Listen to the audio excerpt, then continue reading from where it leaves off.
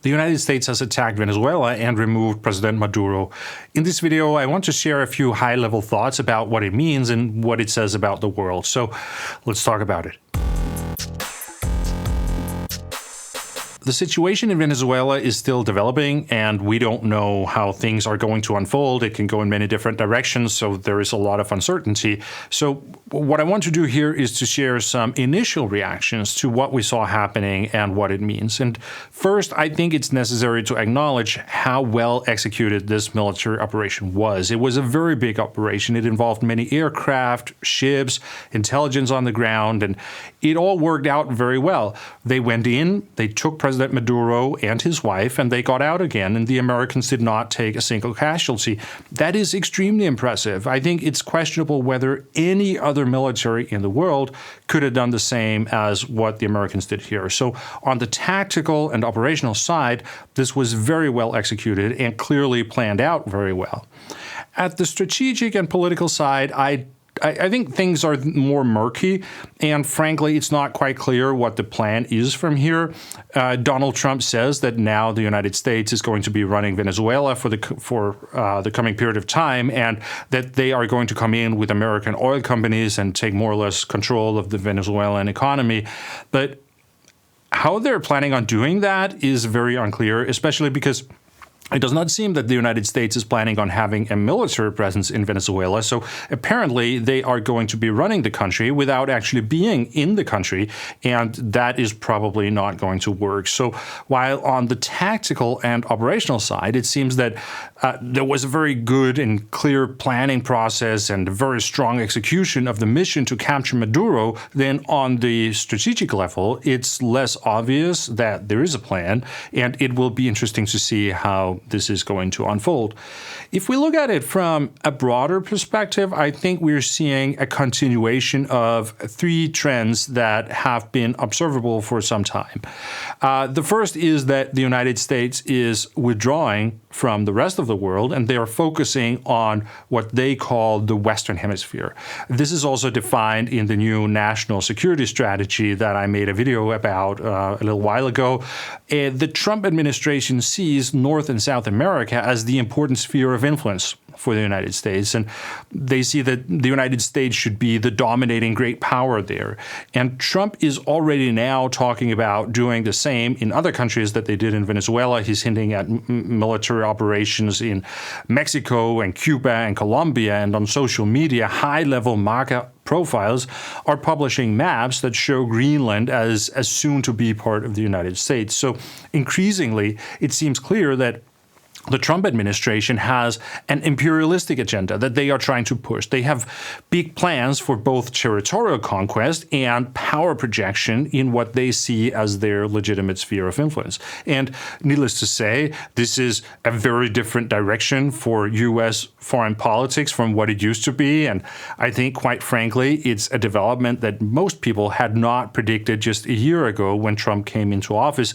At that time, what was more discussed was American isolationism, but now we're actually talking about American imperialism. So that's a very significant change in tone, and I think it's questionable whether this is going to work for Trump. First, there is a significant risk of what can be called imperial overstretch, where they just take on too much because they assume that it will be easy and that everything is going to go as smoothly as it did to remove Maduro, but then afterwards, it turns out that things are actually more complicated, and the United States can end up in situations that are similar to what we saw in Iraq and Afghanistan, because the easy part is removing the previous leader of the country. The hard part is dealing with the turmoil that comes after. So imperial overstretch is one constraint that Trump might run into.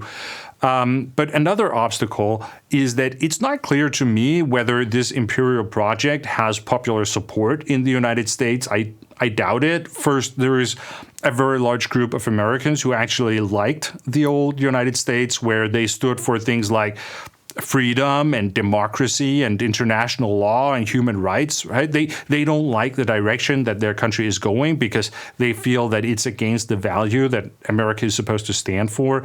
And In addition to that, there is also a very large group of Trump voters who actually voted for him because they believed that what he stood for was American isolationism. They liked the idea that America would not be involved in all kinds of foreign conflicts, but would focus on spending the resources at home and building the American base, and that this is what America First meant. And they will obviously be disappointed to learn that America First apparently means that they will not get out of foreign conflicts, but will instead get involved in a range of new wars in Latin America. So I think Trump's imperialistic project might run into some domestic opposition in the United States, because this is actually something that can unite large parts of both sides of the political spectrum, because the United States does not have a history of aggressive imperialism as the national narrative that unites the people. Like, this is the case in Russia, for example, and that's why this kind of project sort of works for Putin, but it will take something special to create that type of public narrative in the United States. It's not just going to come out of nowhere. So that was the first major trend that I think the attack on Venezuela signifies. The second one is what we can call the lawlessness of the American political system. The attack on Venezuela was against international law. That's quite clear. In fact, pretty much everything the United States has been doing in terms of Venezuela over the last half year or so has been illegal. It's been illegal to attack drug boats with missiles. It's been illegal to blockade Venezuela. And this attack and the removal of President Maduro are also against international law.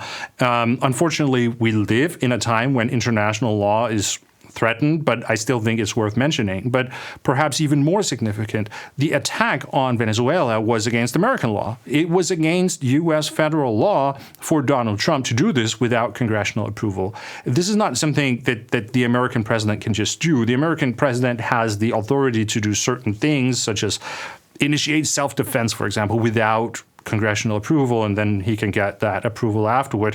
But this was a planned attack that was intended for regime change in a foreign country, which is an act of aggression that the U.S. president is not allowed to do without congressional approval. Yet Donald Trump just did it anyway. And so we're seeing a clear trend where the checks and balances on the U.S. president are falling apart. And increasingly, Donald Trump is conducting foreign policy as just does whatever he wants without any checks and balances. And he's committing the U.S. military to war without actually asking anyone for approval. So the United States is moving in a direction of a more personalistic foreign policy that really depends on the mood of the president. And with Trump, that obviously adds a lot of unpredictability in what we can expect.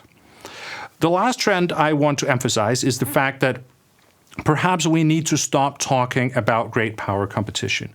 This has been the kind of mantra in international relations discussions for quite a while, that we have great powers in constant competition with each other. However, increasingly, it appears that the three biggest great powers are actually just dividing the world among themselves. The United States is to dominate the Western Hemisphere.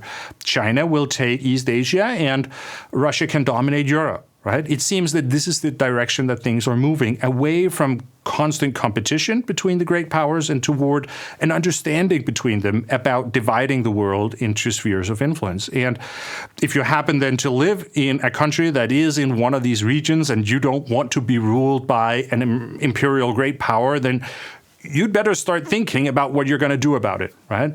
So those were my initial thoughts about the American attack on Venezuela and the arrest of President Maduro, right? Even though Maduro was, in every respect, a terrible person and a dictator, and is good he's gone, I think it's an extremely worrying development. But at the same time, it's also not really something new. It's more an expression of trends that we have been observing for a while in terms of the United States embarking on not American isolationism, but rather actual American imperialism. And also that Trump is increasingly performing foreign policy without any checks and balances or required approval from other institutions in the United States, and that all this points to a future where China, Russia, and the United States seem willing to simply divide the world among them instead of pursuing great power competition as we've been used to thinking about it. Okay, I will end it here. If you found the video helpful or informative, then please give it a like. And if you want to support the channel and get access to bonus videos, then you can subscribe to my newsletter on www.logicalwar.com. Thank you very much for watching, and I will see you again next time.